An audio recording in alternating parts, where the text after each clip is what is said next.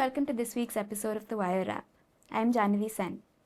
Earlier this week, at the Shanghai Cooperation Organisation summit held in Tianjin, China, a stark bonhomie was visible between Prime Minister Narendra Modi and Russian President Vladimir Putin, and also somewhat with Chinese President Xi Jinping. India has also for the first time signed on to the SCO declaration that names Israel and the US while condemning their strikes on Iran. This meeting and statement have come in the backdrop of the 50% US tariff being levied on Indian products since August 27th. Meanwhile, also this week, the Delhi High Court has dismissed appeals filed by 9 individuals including Umar Khalid, Gulfisha Fatima, Shajil Imam and others for bail in what has come to be known as the Delhi riots conspiracy case. This judgment has come under scrutiny because these individuals have spent more than 5 years in jail without the trial even beginning. With me to talk about this today, I have writer and policy analyst Dr. Radha Kumar and the Wire's diplomatic affairs editor Devirupa Mitra. Thank you both so much for joining me. Thank you for having us. Let's start with what we saw at the SCO summit in China. There was one particular day of the summit when it looked like Modi and Putin basically spent the entire day together. They walked into the summit holding hands and then they spent about an hour together in Putin's official vehicle.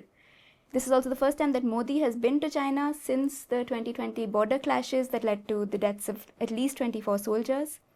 And when the two spoke to each other, both countries said in their statements that they discussed partnership and strategic autonomy, and also said that their relationship shouldn't be viewed through a third-party lens.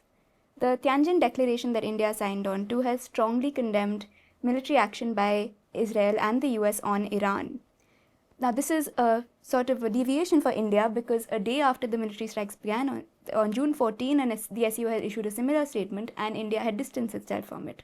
The BRICS declaration that it signed in July was much milder and didn't name Israel and the US.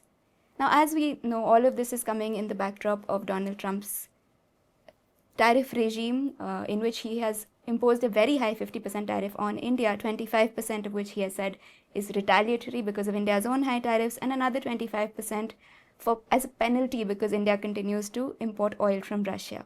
Now, Devirupa, could you fill us in on what we saw at the SCO summit? Was it a significant moment for Indian diplomacy? Right now, emotions are very high in India because we are hearing everyday statements from Peter Navarro or any of his Trump's aide that India is a laundromat or basically is laundering money for the Kremlin. So there's a tendency right now, not just in India but also across the world, to see everything through the lens of Trump tariffs. But we have to also go back that this has started, the India-China thawing had started much before Trump came in. It started actually, the petroleum agreement was signed in October 2024.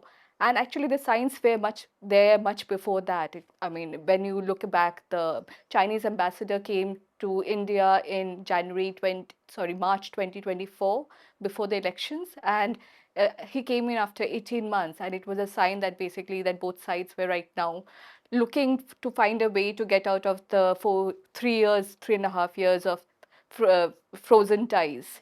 And then after that, after the elections, we had the July 2024, you had the economic survey, which said that we need a Chinese FDI to come into India, and because we have to be part of the Chinese global supply chains, which is actually a different position that India was taking compared to what it had taken with the, say, for example, with the Quad Summit, where it had said that we had to diversify global supply chains away from the Chinese. It was minus Chinese at that time. But we were saying in the economic survey that we could perhaps be part of the Chinese supply chains, and because the West didn't want to be dependent on China, Chinese companies could come here, manufacture, and then we could sell to the Western companies. So this process had already started much before that, I think, and it was already in the anvil.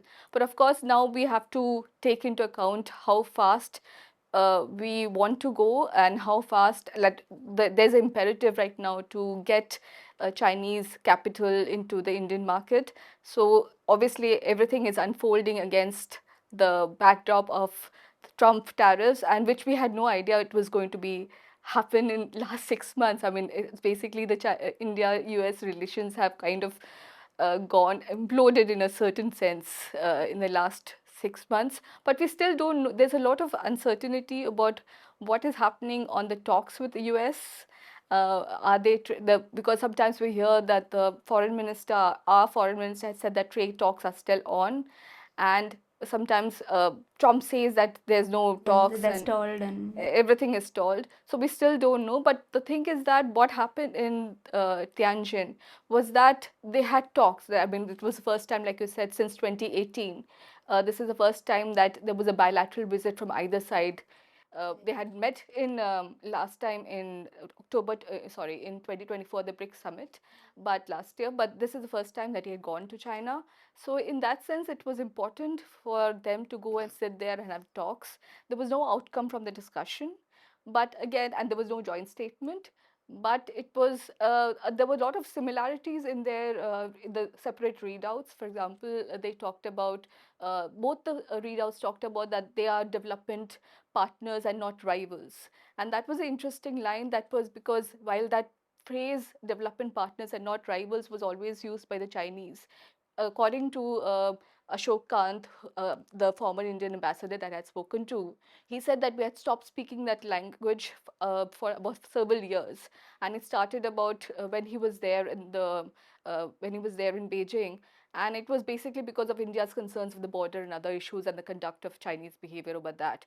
So it was quite significant that we have gone back to using that term, and then both the sides, all the readouts then talked about the strategic autonomy that, like you mentioned in your opening remarks. But again, the reason how our former diplomats are reading that is basically that is also signed to China, saying that we cannot be part of your because when he just if I can go back just a few days before the SCO summit, their Chinese foreign minister was here, Wang Yi was here, and he talked about that, and the Chinese ambassador also talked about that we have to stand up to the bully of the US ambassador, and you have to talk about tariffs and take a strong stance.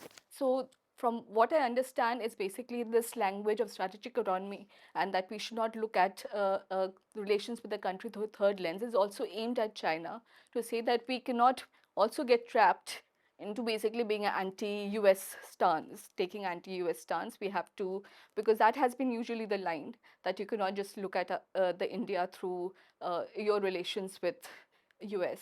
So that has been there, but the point is that a lot of the underlying issues continue to be there. The trade issue is still not been we have only it was trade deficit was mentioned in the Indian readout. It was not there in the Chinese readout. There was no mention about terrorism, which is extremely high though in trade. Yes, the current deficit is about 100 more than 100, I think 99.9 billion in that sense. So which is perhaps two-thirds of the total deficit that in trade deficit that India has. Then there's no mention of terrorism in the Chinese readout. So there's a lot of other issues that will be basically, I think, coming up. But at the same time, like, because there was no major dust up, I think the momentum is still there to take some of the other low-hanging fruits, like for example, the direct flights. I think they will be having a air services agreement, renewing that air services agreement soon. So in that sense, it was basically that's just a stabilizing factor. Right now, the whole idea was basically to give a stabilizing influence to the relationship, and there's not the ambition. There's still not much ambition right now, from what I can see. They're still trying to see from the both sides, because there's still small dingling issues. For example, when Wang Yi came in, there was a whole issue about Taiwan.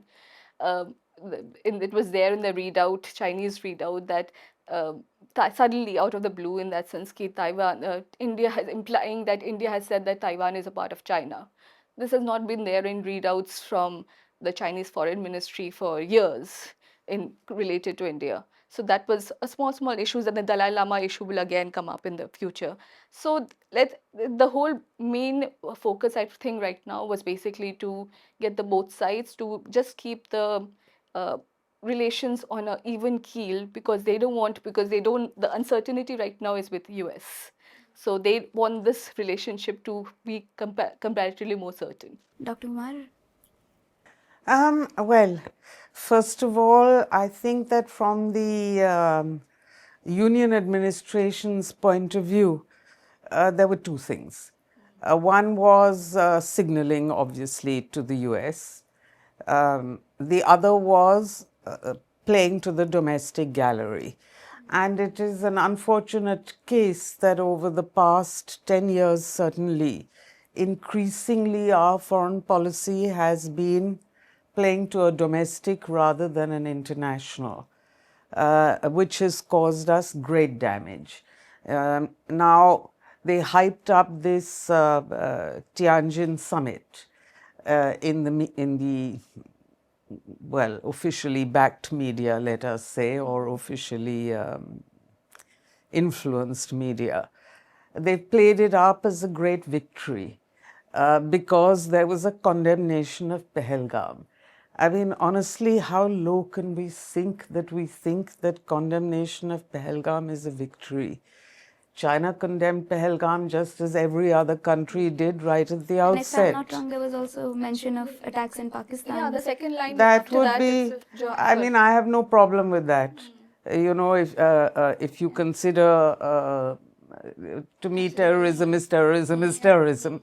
However, I would say that from the Pakistan issue, the real issue that is a problem there is not here but with the US, where they have named the Baluchistan Liberation Army as a terrorist organization. That, I think, is truly problematic.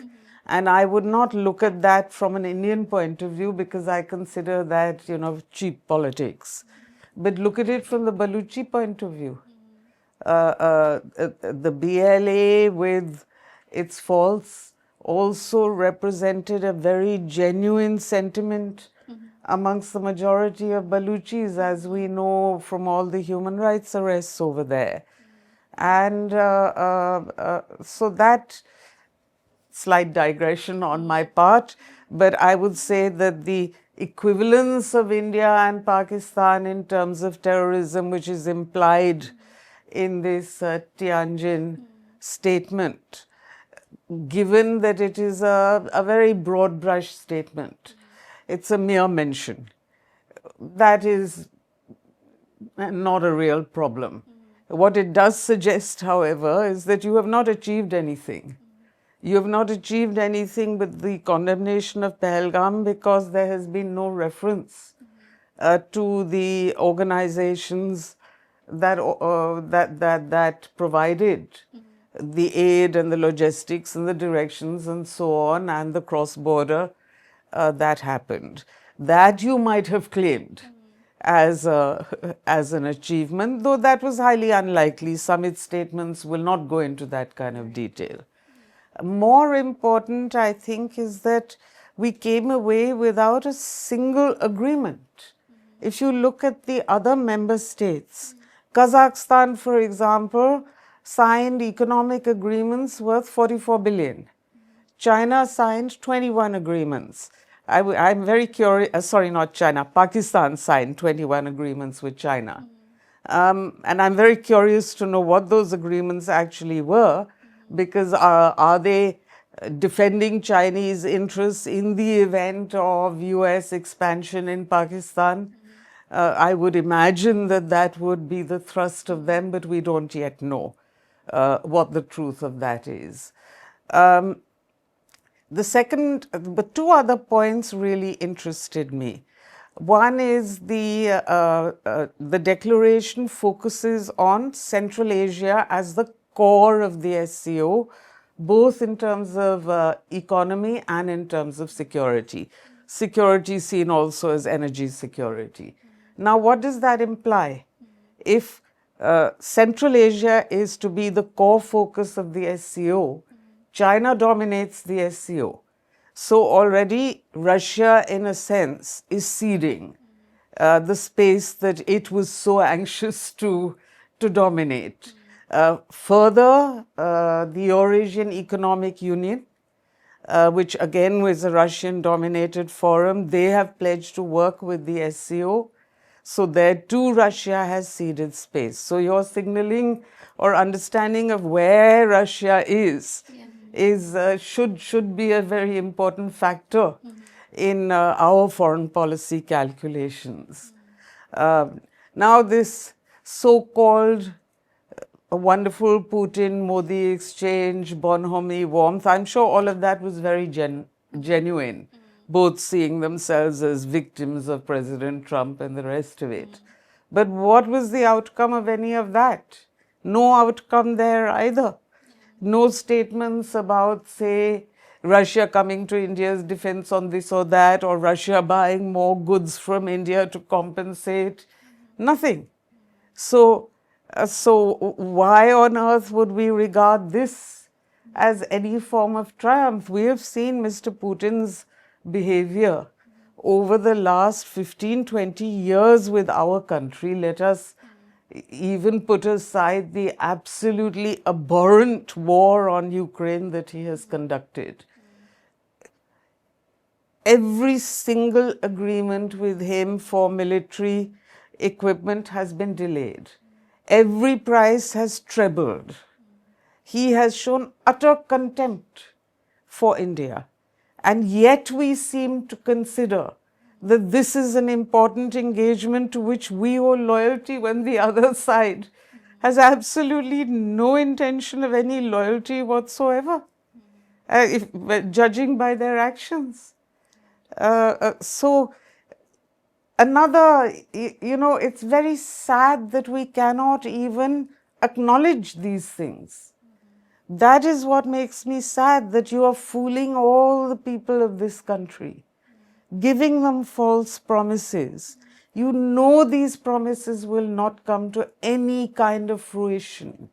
And we also know that China is not going to stop its border conflicts. It is never going to agree to a negotiated end. Look at how they have used talks right from the Nehru days, simply to delay in order to build their capacity to militarily ingress into Indian territories or Indian buffer zones. Now we say, oh, it's wonderful, they have agreed to joint patrolling when it used to be single patrolling. Anyway, if you want to take China at its word, then at the very least insist on signing an agreement on that. An agreement that this is the temporary border across which no one will ingress. Right. And have that on paper, signed, stamped and registered at the UN. Then at least you get a little iota of protection. But you haven't even tried that. I just simply find myself in a state of shock because I cannot understand what either MEA or the PMO or the NSA's office are thinking. I also find it very ironic about that they are, touting the SCO going to the SCO as a big achievement, because in the last 2 years, we actually had put the SCO on itself, because when we were the chair of SCO in 2023, we had actually we had in the last moment turned it into a virtual mode. Because even though we had given the dates, twice, they had confirmed it that they're coming. But it happened the last moment, and it was not. There was a lot of upset, people in Russia, in China, and especially in the South Central Asians. For them, SCO is a big platform for them.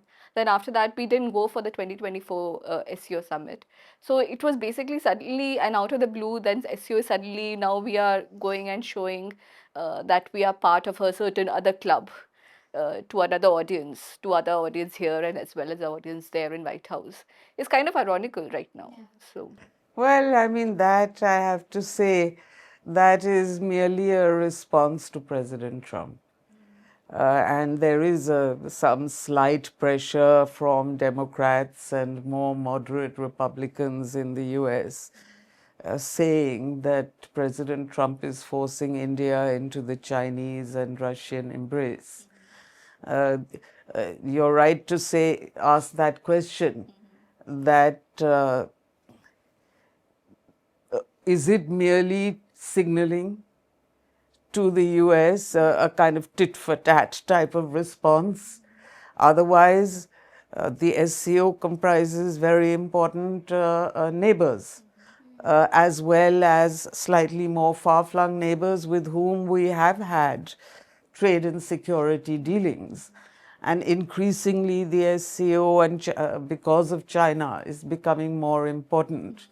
So you could argue that in any case, you should have been paying more attention. I mean, I remember during Dr. Manmohan Singh's prime ministership that the argument was very clearly that joining these organizations at least allows you an opportunity to change from within. Shape the policy. Yes, but to stay outside gives you no opportunity whatsoever. But having said that, if that is the approach, then please show some strength and determination in regard to your own interests within those organizations. You know, it's not as if other member states are also not concerned about Chinese domination. China is not. It's a great ally so long as you are willing to be subservient. And I don't mean subservient in terms of words. I mean subservient in terms of, giving over economic and other assets, security assets, economic assets, and so on. Then they're a great ally. But is that what the people of India want? I mean, this is an issue really that should be debated in Parliament. Because China is certainly not a great ally if you don't want to be subservient. In which case, please try even recognizing their superior strength in relation to ours. Always speak to them in terms of your direct security and economic interests. And don't bother with all of this verbiage and image making. Because we all know, we have known from 1945 what, from Mao's time onwards, what the words of China mean. There is always a rather Kafkaesque actual intent in those words. So why are we bothering, as I said again? Now, what about the side meetings? You could have had side meetings with important Central Asians. Tajikistan, for example, was a very important cooperator during for Afghanistan. We did nothing. We abandoned, basically, at that point, when the final troop, American and internationals, And the left. Taliban took over. And Taliban took over. But we have not really had serious discussions with Tajikistan on a continuing basis. We know that some of the Central Asian countries at first saw China as as at least offering some scope for negotiation vis-a-vis Russian domination. But now China has the upper hand. Do we know what are their feelings about all of this? We should know, because I'm sure that they would be concerned. And for a long time, we talked about our both Afghanistan and the potential of Ladakh as a gateway for Central Asia. That this declaration has put a complete end to that. We are not that, I mean, for 10 years we have done nothing on Central Asia. The Modi administration has been very odd. We have alienated our neighbors, we have alienated our well-wishers in Asia, and we are now stuck in this odd situation. Modi had gone on a Central Asian tour, I remember, a few years ago before the pandemic. And I think we had the Central Asian guys for I think it was summit You're here right. also. You're right, and But that it was an like excellent... several years ago, and after that, I don't know if there was any progress on any of those points that were decided at that time. In fact, we have to there hasn't been actually any discussion on it, or anybody has talked about it for a long time. So. I want to use what you've been saying about the SCO summit to ask both of you about the standing of Indian diplomacy as a whole today. Because what you said about the images we've seen coming out of the summit and the way they're being celebrated, these huddles that Modi had with Putin and Xi, the time they spent together, all these images and videos that have been shared widely on social media. But again, as you both pointed out, the outcomes did not match these happy laughing figures that we were supposed to celebrate. And this is something that isn't new in the Modi government's diplomacy.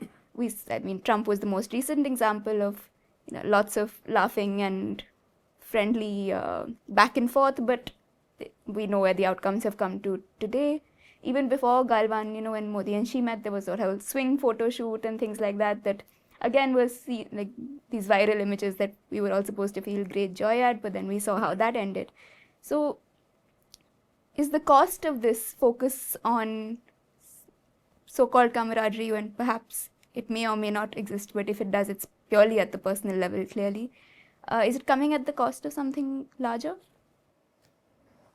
Well, yes, certainly, far as I can see it, if we look at the past 11 years, our relationships with our neighbors have never been as low as they are today.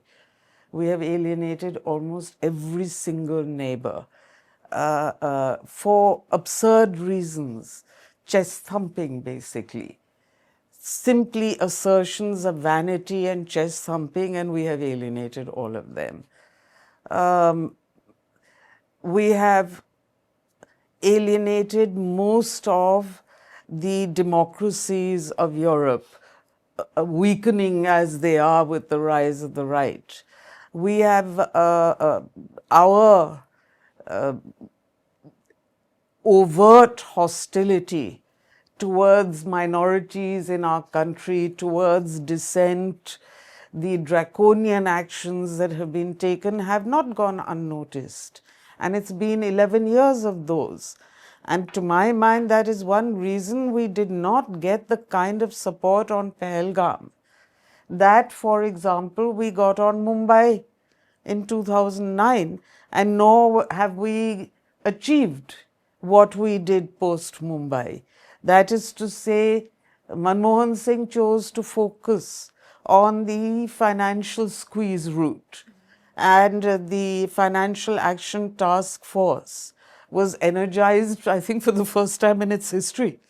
In fact, many very effective actions were taken at that time that forced the then Pakistani administration to put hundreds of Lashkar-e-Taiba and Jaish-e-Mohammed and allied groups members in jail.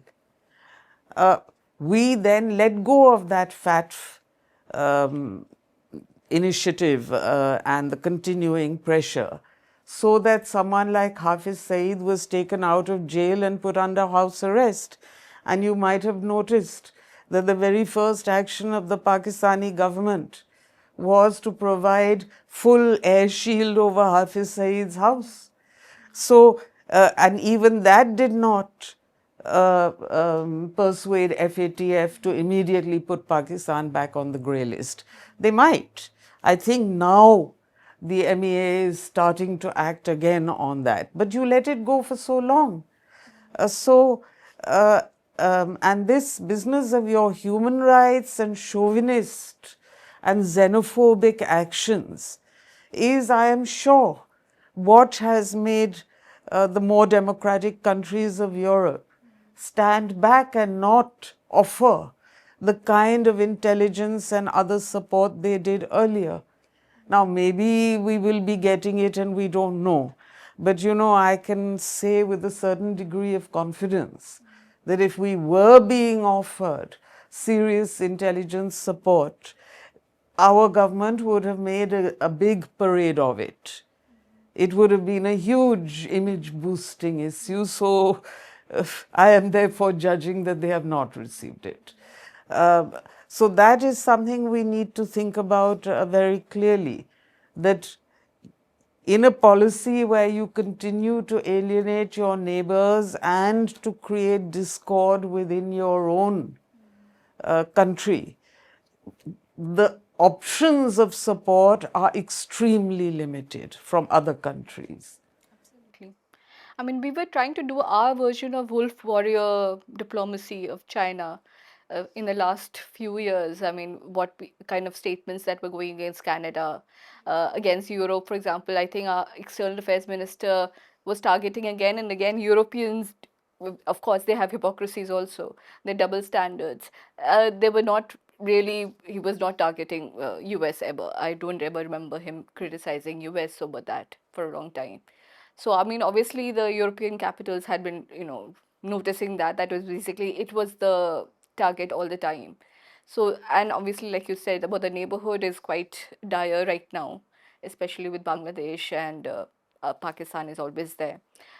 But again, that's what I was thinking, in the last 15 years, I don't think we have ever come to this kind of challenging situation ever. And I don't remember it even happening in the last 25 years, that this kind of situation where we are boxed into a position where we can't go to the US right now, kind of, we can't really, I mean, what kind of deal can we have with the US right now? I mean, how can we announce it also? If we have a deal, background deal, with what phase are we supposed to do that? And then after that, then we also can't like go very fast. But and again, like you said, what should we do with the China also? Can we just open up our FTI sector to them? We can't do that also there. So where do we go ahead from that? Still very difficult. I don't understand how they're going to thread the needle here at all. And like you said, we don't have much options here at all. The Europeans, for example, they do want FTA with us. But again, they will be taking their pound of flesh because they know this is a good time, and we are also quite desperate. We want these kind of agreements. So they will be also having, putting all kinds of pressures. And they know this is the best time for them to have a deal with India because India wants a deal with you, and they are aware of that in that sense. So. Well, I think that, as far as Chinese investment is concerned, we have seen in country after country that Chinese investment comes with Chinese employees. They do not create employment for the people of the country. And they are profiteers. So you are not going to get a good deal from Chinese investment. Actually, I thought the agreement with Japan was an excellent agreement. And that will help to some extent generate some employment, and it certainly will be far more generous than anything that we could get out of China. As far as the EU is concerned, yeah, I mean, every country exacts his pound of flesh. You can only blame yourself if when you were strong, you didn't do it. You could have got a much more equal deal earlier, perhaps. Now, yes, it might be a little tilted, but you can also, at least you have there some leaderships who think ahead. It's not immediate, it's not short term. The other thing everyone has said about the US is that it's a matter of 4 years. Sit out those 4 years. But meantime, strengthen your relationships and your dialogues with opposition parties in the US. So that, and with companies that are interested in investing, start building the base so that in 4 years' time, when most likely, even if it's a Republican administration, it won't be the extremist administration that there is in the US at the moment. You may be able to get something better at that point. But what about our own domestic market, for goodness sake? Why are you never able to develop it? I mean, it's a crying scandal that your distribution networks are not connected. Yeah. I mean, we talk about solar power, the grids are not connected. I think you have the capacity, but you don't generate because you have not connected the grids. I mean, how utterly absurd is this? I think Ajit Ninan had done an article which I found it very interesting, that he basically said you wouldn't have found yourself in such a bad situation with the US if your economy had done well in the last few years. You would have had the leverage to deal with US. My another problem with the US is basically right now, even if you have a trade deal, is basically now there's a whole cultural clash which is happening with the MAGA now targeting India. Right now, India is now their target. For some reason, it has emerged in the last 6 months only. And I am afraid that the H-1B visa would be another issue which will again come up, and that could again be another dumpster fire. No, so there are two separate points here. I mean, all these people, uh, from President Trump to Peter Navarro to some of the others who spout off at the drop of a hat, they see in the Modi administration a group of people who can be easily bullied. And I'm afraid I have long believed that. The hollowness of the 56-inch chest has been fairly evident. Now we've seen it with China for the last many years. I mean, actually, telling a lie and saying that they have not, well, it's not a lie, being sophist and saying they have not gained any territory. Partly true in that it was buffer area. But that is real sophism. They have taken buffer area that you controlled. So be straight. So obviously these characters, everybody knows how easily they can be bullied. Do you think China did not behave so aggressively before the Modi administration came in? They were still aggressive, but not quite as aggressive as this. And they were not so aggressive because Manmohan Singh was respected in in all the European capitals, in the United States, and China is very good about nuancing response in relation to Europe and the US. So, what this government has shown merely is that you can be bullied. And they love bullying. And they believe the more they shout and the more they up the ante, the more we will cave. Now, that is probably unlikely to happen because the opposition has been extremely active and vociferous, and their own support base is deeply unhappy about this bullying behavior.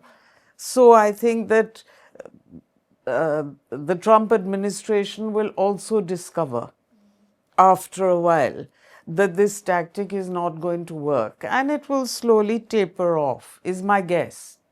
But one may guess Yeah, forever. and then we have to see what happens if he comes for the Quad Summit. That is another issue that is going to come up But soon. that's quite soon, isn't That it? is in November, is one of the dates that is Highly going on. unlikely. So that will be, yes, He's exactly. not coming.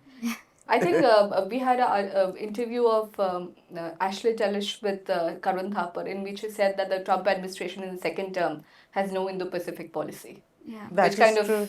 kind of shows that basically the Quad is kind of going to not going to happen in the next 2-3 years. Well, it depends on how much Japan and South Korea push.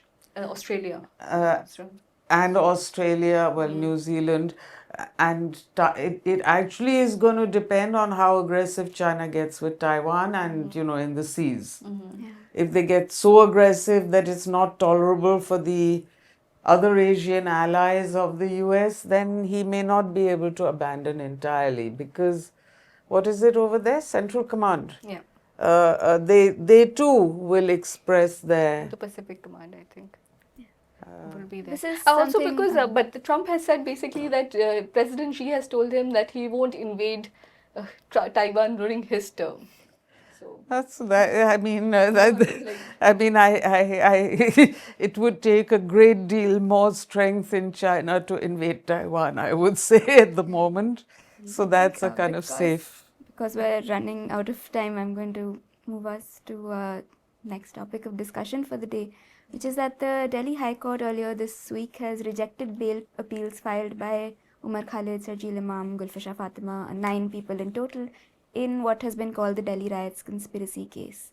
All of these individuals were arrested in the first 9 months of 2020 and have been in jail for the last 5 years. The trial has not started in their cases. The trial courts, though, have rejected their bail applications in the past, which is why they had approached the High Court. Now, this decision by the High Court has been criticized on various grounds. The prosecution's case relies on evidence that a lot of experts have deemed flimsy, and also very heavily on protected witnesses. Now, these are witnesses who have not testified in court, whose names and identities are so far unknown to the defense, and these flimsy pieces of evidence, such as things like someone having started a WhatsApp group where people were encouraged to join a peaceful protest, have been used to weave stories by the prosecution lawyers against the accused. And what we have seen in the judgment that the High Court has given, which is what some legal analysts like Gautam Bhatia, who wrote in The Wire, have said, is that the court seems to have taken it upon itself to add to these stories and fill in the holes where the prosecution's case may have fallen short.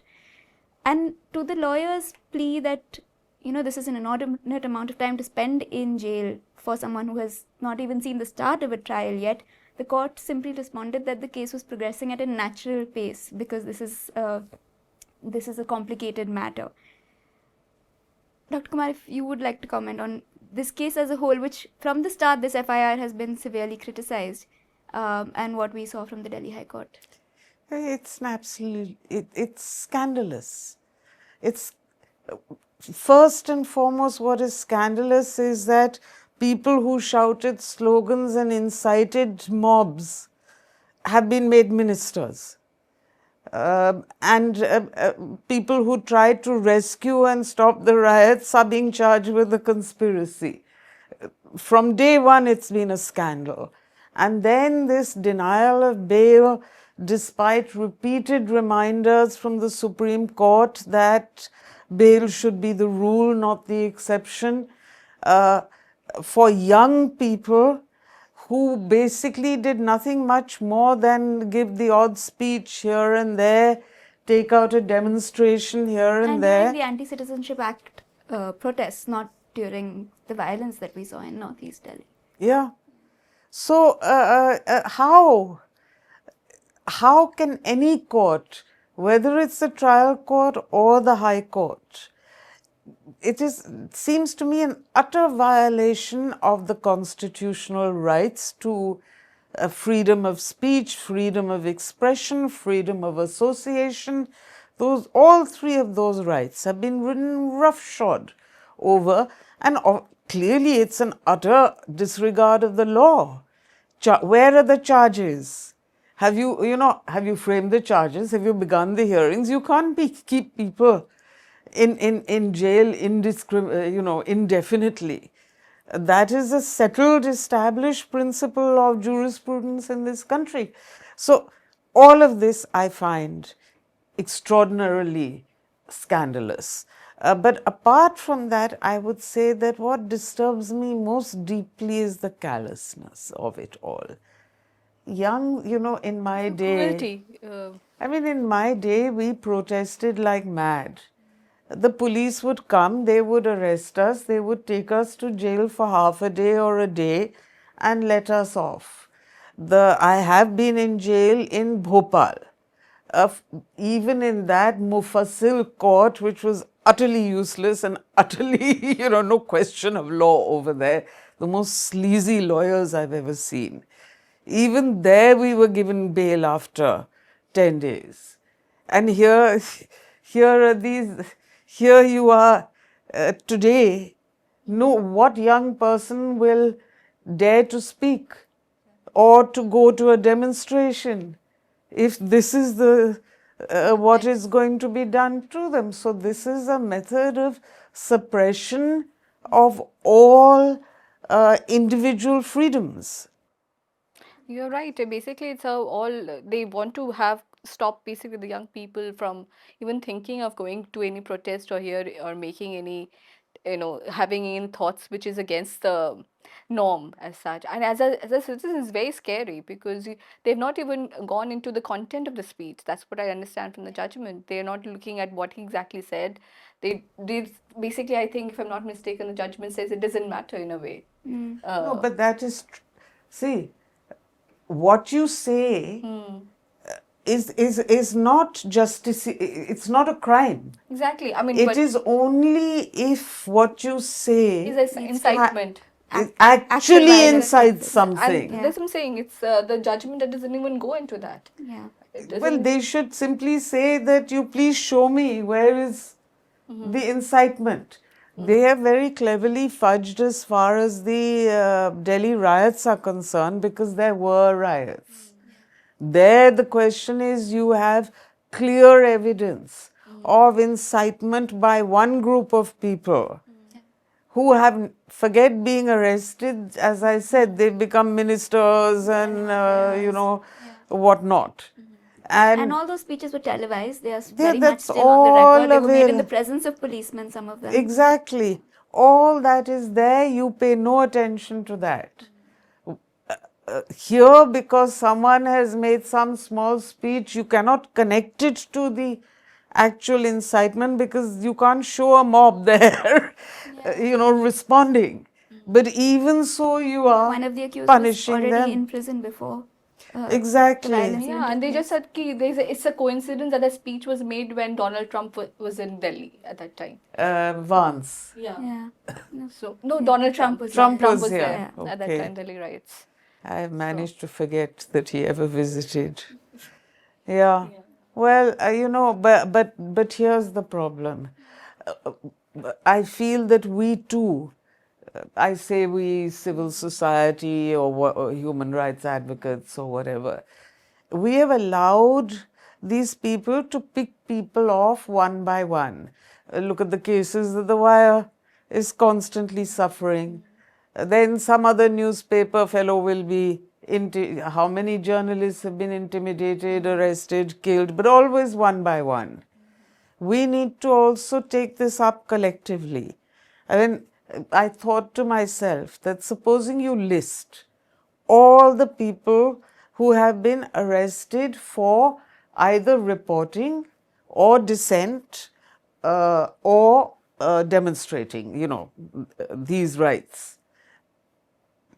That list will add up to easily more than 100.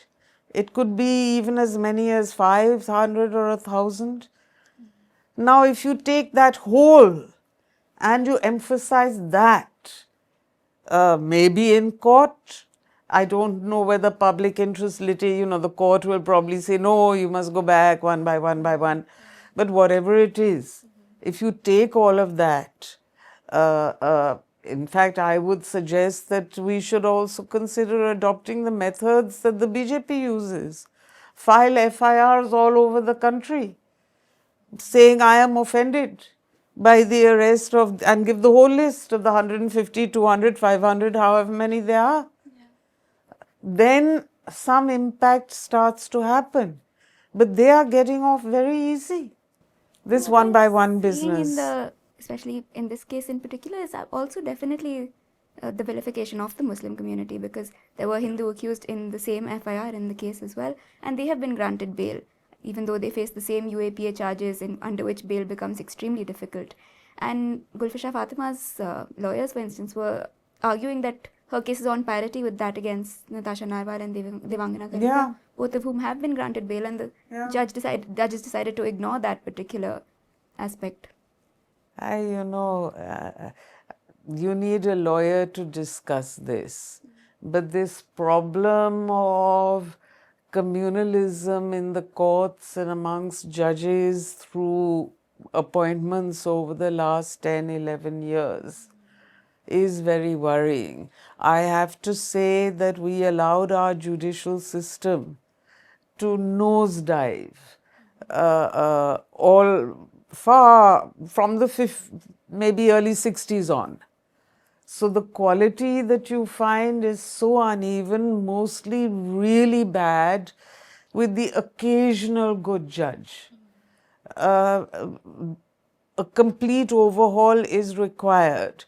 And it's, I think that the most democratic period we had was during the years of the Manmohan Singh administration. And it is a great pity that those 10 years were not used to overhaul and to set standards for judges. I mean, I have given talks to law teachers where they say that rapists must be hanged. And I asked, but you're a law teacher, you know the law on hanging. And they say, we don't care. I have given talks to BSF where they talked about waterboarding and all the tortures that were used in Guantanamo. And again, I asked them that the law forbids. And again, the response was the law doesn't matter. Now, and we all know how the police behave. Where is the law in the case of the police? They don't register FIRs even. So, anti-Muslim bias and worse than bias, violence is now very well established over the past 10, 11 years. So no police will even bother to register and as you point out, this discrimination is something that perhaps there should be a PIL in the Supreme Court. There too it depends which bench, which judge, which bench, what, but still it's worth pursuing. My only feeling is that first get the collective action. I sincerely believe that if you have listed all, it is going to, even in the media, make a big impact. And then you start building around that, get parliamentary campaigns, and then do a PIL or something like that in the Supreme Court. Then there is some hope for this terror. I mean, if I could, I feel that we should go and, well, not you, you are both young, but old people like me, we should just go to the prison and say, you let these out and you put us in. We'll serve until you. Some dramatic action of that sort is essential. But will those actions actually find airplay in any of our media, or anybody would actually listen to them? I have my doubts about Well, I that. get the impression that more and more people are watching these YouTubes and podcasts and so on. Far fewer and fewer are watching these television channels. I don't know, perhaps I'm wrong, but this is the impression I'm getting. In which case, it'll have an impact. And besides which, it'll certainly, some foreign media will pick it up. That is true. I think New York Times had an entire page on Umar Khalid, the whole Yes, thing, which very was well a great written thing, yeah. on all five of them. So, I mean, that's not going to have an impact right now because Trump doesn't care toffee. And so Modi will not care toffee. Otherwise, it would have. But I'm sure that if, say, French or, Britain also is becoming more and more draconian. I mean, protesters are being charged just like here.